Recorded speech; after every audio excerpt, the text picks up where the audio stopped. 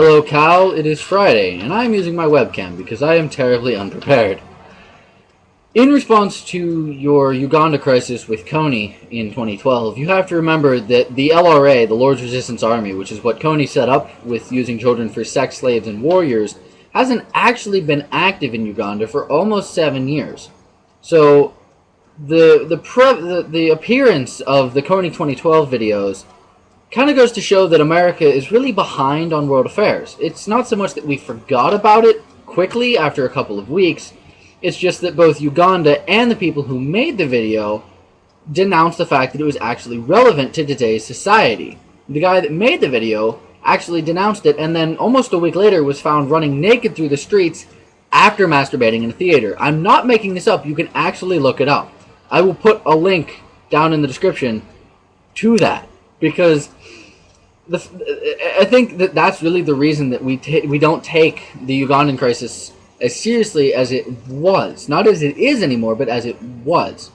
Because, sure, there are still an occasional handful of children that are kidnapped, once every 3 months maybe. And it's not even from the LRA as often. It's usually just small terrorist groups, and I use the word terrorist very lightly, but it's usually just subpar kidnappings from crazy bushmen.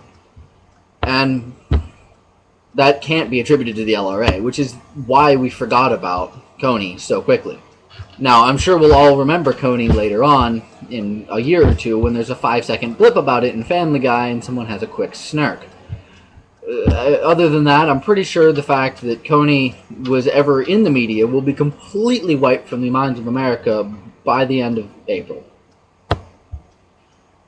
On The Fault in Our Stars, though, I loved it. I blew through it in 3.5 to 4 hours, maybe a little bit over 4 hours.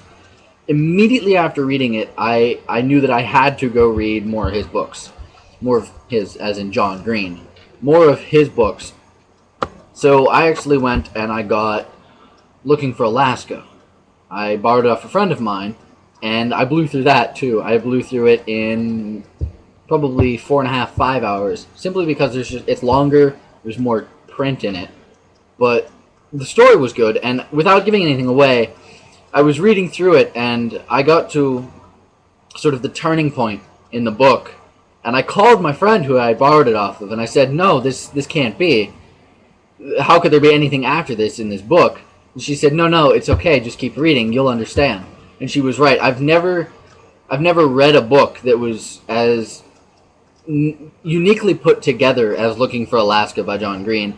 It leads up to about a halfway point when you think that that's it, that's the climax of the story, that it can't get any better than that. And then suddenly your whole world just gets completely turned upside down, and there's a whole new side to the story that you had no idea was coming. It's truly an amazing read. And after reading The Fault in Our Stars, I thought that John Green was not so good of a writer, but a better storyteller.